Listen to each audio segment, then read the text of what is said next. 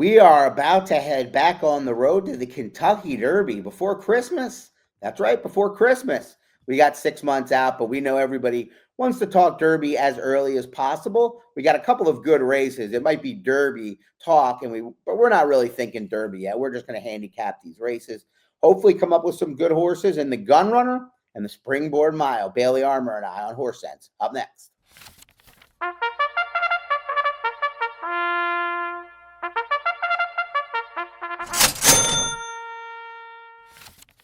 Welcome back to another episode of Horse Sense. As always, I'm Bailey Armour, joined alongside Sandra Bullock's number one hater, as we just found out today, Scott Shapiro. Really doesn't like that actress and doesn't like any of her movies, but we sure do. But more importantly, there's plenty of stuff going on in horse racing for us to talk about. And like this weekend, of course, we took that week off last week while I was out in Arizona at the Racing Symposium. So shout out if you were also there or watching along with any of that coverage. But we're back in the studio this week, the week before Christmas, to talk about, like Scott mentioned, the Gun Runner and the Springboard Mile. As we kind of start to get into those Derby preps, we've got a very robust promotions calendar through the end of the year. I'll give you a couple quick highlights before we dive into everything. This weekend at Gulfstream is Pegasus Preview Day. So to go along with our Pegasus promotions, we're going to be running a $5,000 exactathon on that Gulfstream card on Saturday. All of the information there will be on the promotions page on the Xpressbet website, app, FirstBet website, app, everything, everywhere you want to check. It's all right there. And then on the Springboard Mile card at Remington on Saturday night, of course, we'll have a bet 100, get 10 offer on that one. So those are the two big features of the week. But looking ahead to next week, as we move into the week of Christmas, Gulfstream will be running again on Christmas Eve. We've got a daily double kind of combo set of promotions there, if you will. You'll get 10 times first rewards points on all of your Gulfstream wagers. And then if you hit the late pick 4, you'll split $2,400 because it's on December the 24th. I'll pat myself on the back for that one. And then the day after Christmas, of course, Boxing Day, for those of you up in Canada, the 26th is opening day at Santa Anita. There you go. And we'll have a $10,000 exactathon on that Santa Anita card. While all of this is going on, as you'll see along the bottom of your screen here, we're running something new this year. That's the Pegasus Experience, because it's the 10th Pegasus sweepstakes. So now through January the 4th, every wager that you make on Xpressbet and FirstBet after you opt into the promotion will count for one entry into that sweepstakes. If you wager on first tracks and on weekdays, you'll get an additional entry for each of those. And the grand prize is an all expenses paid trip for 2 down to the Pegasus in Miami at the end of January. We'll get you put up in a hotel. We'll give you tickets to the event. You'll have maybe some money to wager with. You can come see me on track and the rest of our team. It is a phenomenal experience that we're launching. And if you don't win that grand prize, there are 10 second prize $100 wagering credits up for grabs in that as well. So make sure that you're opting in. Literally all you have to do is opt in, and then you'll start earning entries for every wager. So we'll draw that winner the week of January 5th and get you squared away for your travel down to the Pegasus. And end my promotion spiel. I will kick it over to Scott to talk to you about some tournaments. Yeah, well, it's time to, you mentioned the Pegasus, and time to think about the $6,000 Pegasus World Cup Challenge, right? Pegasus World Cup Challenge. I think I got That's right. PWCC. But we have $5,000 PWC qualifiers, and the first one is on Saturday, I believe. So good stuff. It's a Gulfstream only. I'm going to pull up the exact details so I don't. Here it is, right here. Boom. Cash too, obviously. But yeah, it's the first of 5, December 20th, and it's Gulfstream Park. Xpressbet only play. There'll be one last chance amongst the 5 at Gulfstream and Xpressbet on January 23rd. That's late, but yeah, should be a good chance. I looked at this card. Good card. Best card of the meet thus far. I mean, obviously, you would think so with it being the Pegasus preview day. And the races came up good. I think the Fort Lauderdale is very good. We'll talk about that and a couple of the other stakes on the First Call podcast with Jeremy Plonk, and that'll air tomorrow. So that's basically, there's a bunch of tourneys, other qualifiers like always, but that's the headliner, if you will. So, and we're obviously looking forward to opening day at Santa Anita on the 26th, the opening day challenge there as well. and just the racing in general. Always an outstanding card on Boxing Day.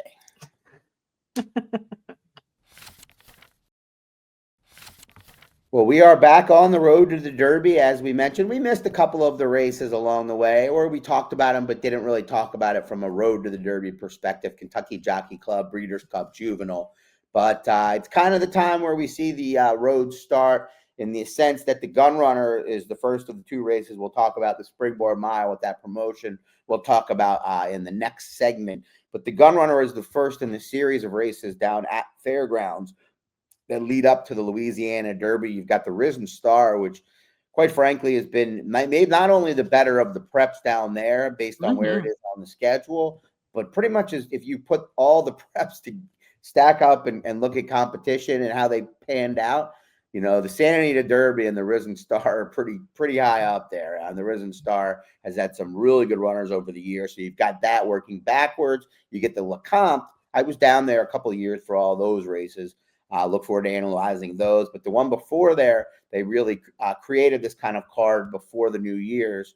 And it's the Gun Runner, named for a pretty good horse.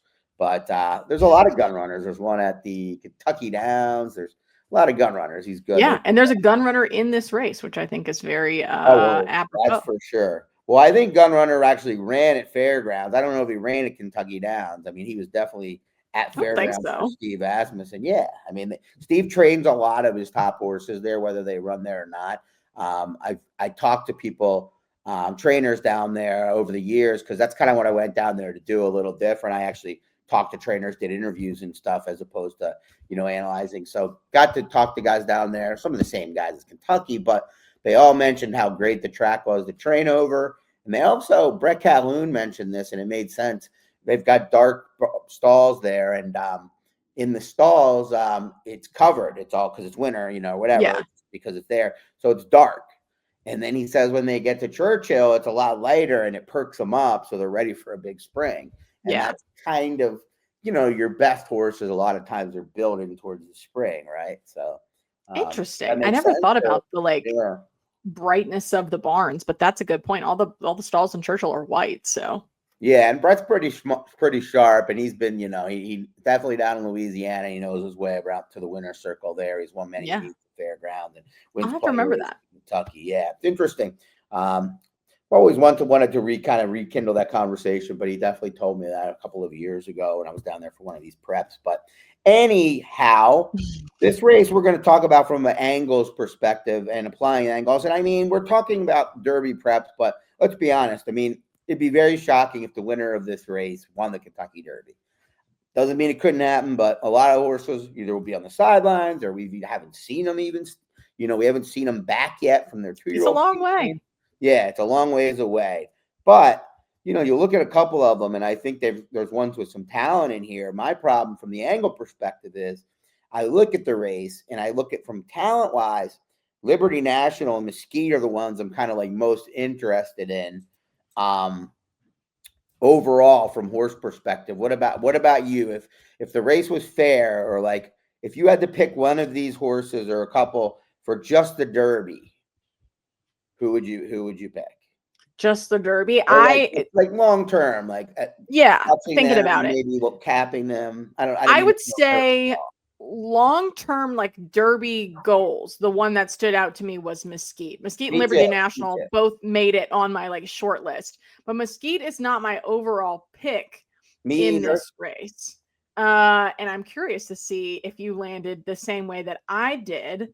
Talk about Mesquite though. Do you see him like still learning? He has no speed. That's the applying angle here. I think the lack of speed is going to not only present this race to maybe not have the best horse overall win it, but maybe present some opportunity in the next race or a couple races down the line with horses that might get a little bit overlooked because they didn't have a good setup here, if that makes sense. Yeah, a lot of these horses are coming out of maiden $120,000 races at Churchill in November. Like a lot of them in this field. Really good. So they have like the same kind of training pattern across various different trainers coming into here, I think Mesquite is the one that stands out to me the most on paper in terms of like longevity. Like, will we see him repeat some of these performances as we get into the spring? He's the one that I'm most excited to follow, if that makes sense, as we start getting. I don't know if you watched I mean, he's green still. Yeah, he And is. he had things terrible in his first start. He broke okay, but breaking okay from the rail is worse than breaking bad. Right. Because you're like, Right. you We'll get take up okay. there and then Okay's fine. What? I said, we'll take okay. Okay is fine.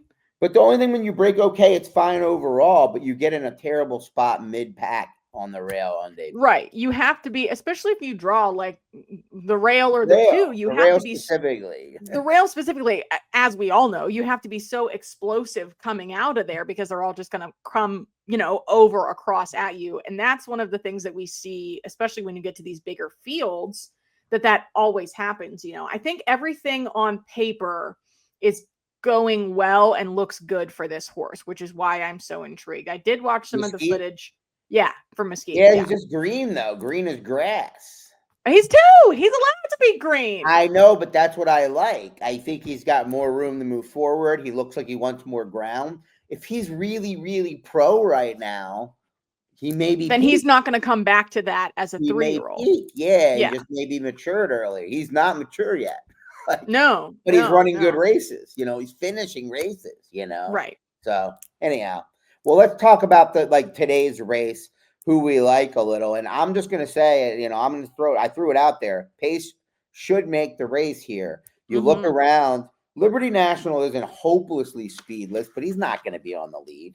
So I think there's 3 horses that have any semblance of speed, really, unless they show new tactics, which is very possible. These are young horses. You've got Chip Honcho on the inside, who's putting blinkers on, going 2 turns for the first time. You got Crown the Buckeye, an Ohio bred who was not ridden aggressively out of the gate, going 2 turns last time by Jareth Loveberry, who's a very good rider. And this horse is stepping up in class, but has been very good, but was on the lead in shorter races. And then you've got Mr. Punch on the outside, who gets Luis Saez, and he had some speed, tactical speed under some little bit less aggressive riders at times. Who do you see being on the lead, and does that have any say in who you like here? Yeah, that magnetism, I guess, is what drew me to the Ohio bred Crown the Buckeye that you mentioned. That's my overall pick in this one. He was very, very short priced in all of his starts. What, like 1 to 9 in the last one? Oh, I mean, he's a $250,000 Ohio bred that went in those Ohio bred races that me and Dustin talk about a lot and joke, And he was he's a serious horse. So it's like he was bought to win those races, kind of, I feel like. And he won them easy. So, yeah. Yes. Yeah, he wasn't given that same early speed run like he was in the one at Belterra and the one at Thistledown when Jarrett started riding him, which I think Jarrett has been doing phenomenal down at Fairgrounds. I don't know. Especially with the lack of speed in this race, he was speedy when he was sprinting. Can he be speedy going a mile and 16th? I think is my biggest concern. I don't think that it's completely out of the question. I don't know that I'm like 1,000,000% gung-ho as a lock. But that's not the way to be on the lead or to win the race. To win the race. But I don't know that I would. There very rarely would I say any horse is like 1,000,000% lock. I'm just skeptical. I would be much more likely to say a horse is a lock to make the lead than a lock to win the race anyway. Do you think he's a lock to make the lead? Well, I don't think anybody's a lock to make the lead in here. No. I'll tell you my take on Crown the Buckeye, and I'm not overly against him. I'm worried of, these horses stepping up in class. I think he'll sit second or third, though, because I think he was just way better than those horses in his first 2 starts. So he just dragged to the lead, when you're just a better he just was better, and he just went to the lead kind of in those races and was just faster. I think last time, the fact that he can relax is probably encouraging if you're going long and you're at Yalpin, especially, right? They're probably, I don't know if they think this horse is going to win the Kentucky Derby or go a mile and a quarter. I mean, so I don't know. I think he'll sit second. Mr. Punch, I think, will be ridden pretty aggressively, but I do think Chip Honcho is the one that'll be on the lead. I don't know if he's that good of a horse, but I think he's got a big shot to run really well in this race. He's got the blinkers on. That first race he was in, he lost to a real good. He broke slow under Keith Asmussen, who, no disrespect to Keith, but rider upgraded in the next couple of races. and he broke slow that day, and he ran well to get second. That Dr. Kapoor was 4-5 in the race, the one that won easy. And that's key. And Steve Asmussen doesn't win a lot first out with 2-year-olds at Keeneland. In fact, he doesn't really point to the Keeneland meet like you would think. No, not often. Right. And then this horse, he's kind of a question mark. He won on the lead over and off track against not so good horses. But I just think we might see Paco be Paco down there in this race. I think he's going to be on the lead. I'm going to take a little swing with him. I'm not overconfident. If I'm playing horizontals, I'm not singling him by any stretch, but I do think it's going to be tough to come from well off the pace in this race. Yeah, I don't bet that jockey on principle, so I will stick with my Ohio bred Crown the Buckeye. But I definitely see what you see. Huh? Jarrett's a good guy. Yes. Jarrett is a good guy. So I think do I think that Crown the Buckeye is like a Derby winner or maybe Derby quality horse right now? Not necessarily, but I think he can be a very solid stakes horse as he continues to mature. And that's what I'll be looking for on Saturday. Well, the second of the Derby preps, if you will, Derby points on the line, the Springboard Mile race special to one of our colleagues, Jeremy Plonk, down there in Oklahoma. Another man, Johnny Burke, on the side of HorseRacing Xpressbet, an Oklahoma fan. He's not an Oklahoma guy. I'm actually born in Oklahoma. Nobody knows. His family's from Bartlesville. He's just not. Really? What's Bartlesville? I think it's outside Tulsa. There's a Frank Lloyd Wright building in Bartlesville. It's a hotel. That's the only thing I know about it.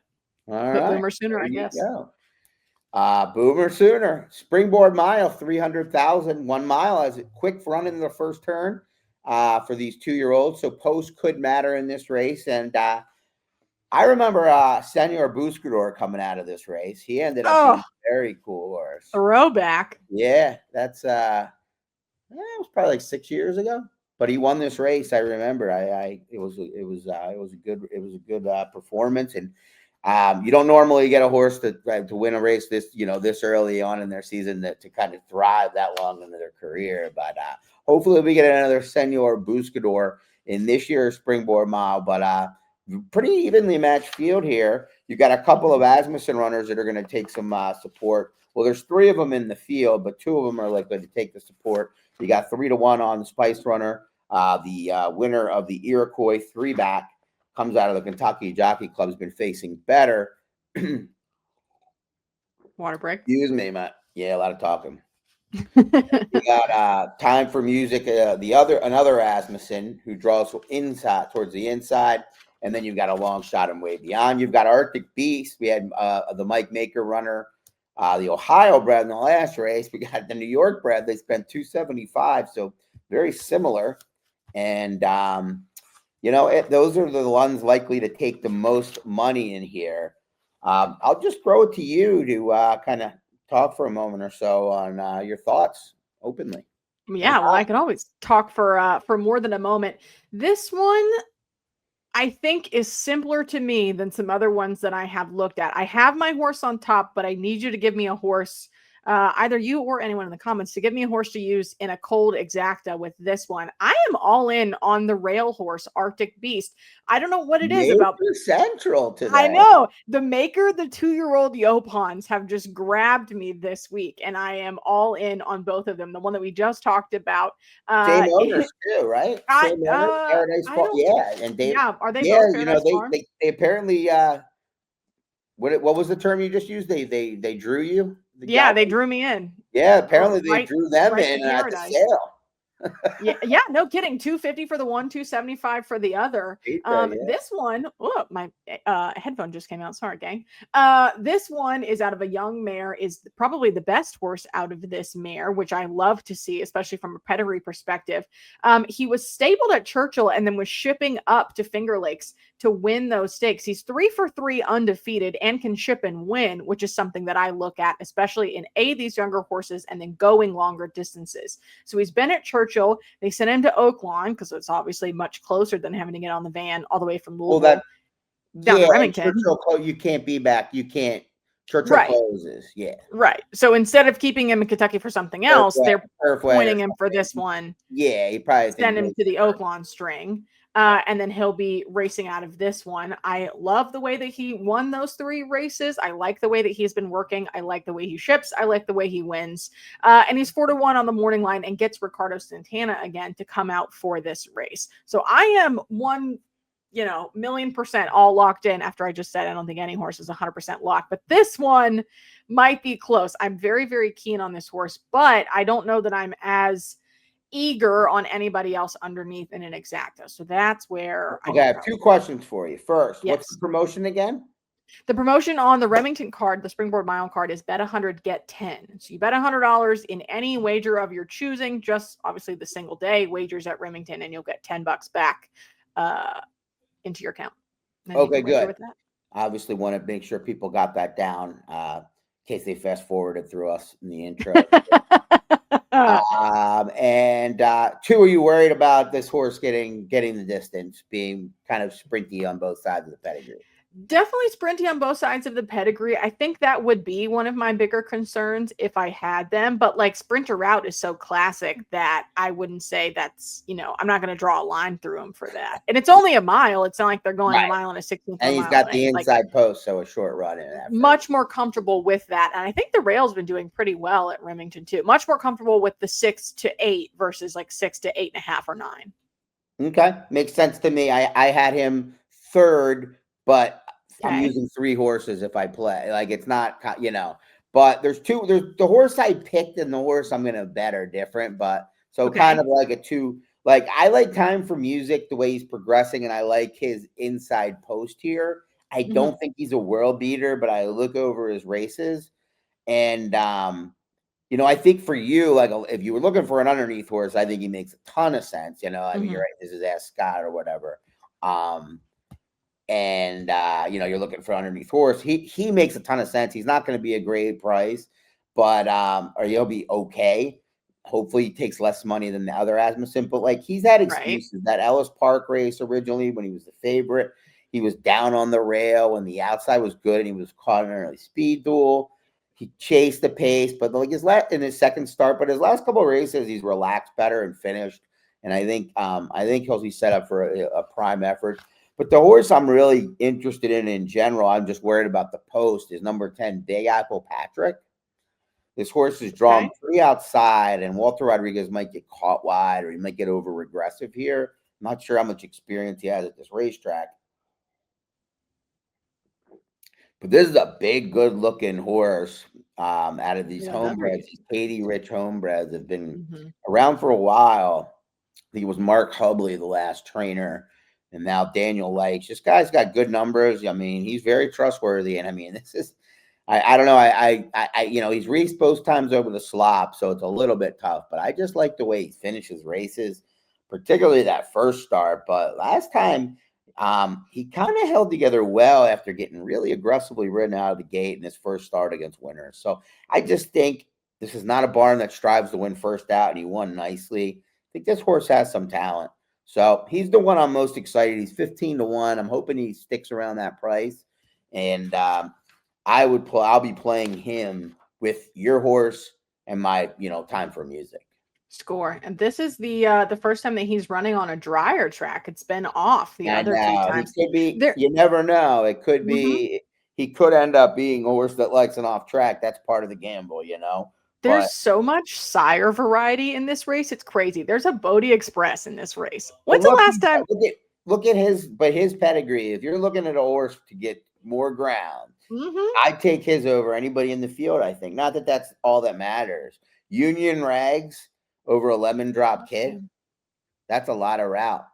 I had a Union Rags. He was the best. Was he? So I always have a soft spot for them. He was the nicest horse I've ever owned. He was a $475,000 yearling. He was I know crazy. He's staying for $10,000 now. Union Rags. Union Rags was a really good horse. I mean, he was very good early, right? Very good early. Yeah, very good early, and not much of a stayer. But those not this times. Back to the Time for Music, the Asmussen that you mentioned. That's probably the one I'll end up using underneath an Arctic Beast. And I'm glad to hear you talk it out. I mean, that's a $750,000 not this time, and those not this times like. They're pretty. They're pretty fucking good. Like, they Really really good. can't lose. They are so good. He's 9-2 for a reason, especially with the, Asmussen name boost there. Hopefully we can get 4-1 over 9-2 and not much lower than that, but we'll see. As always, thank you so much for watching another episode of Horse Sense. This week covering the Gun Runner down at Fairgrounds and the Springboard Mile out at Remington. Another shout out to our one and only Jeremy Plunk for his big Oklahoma connection there. Make sure that you're checking out that big Gulfstream $5,000 Exactathon on Pegasus Preview Day this Saturday.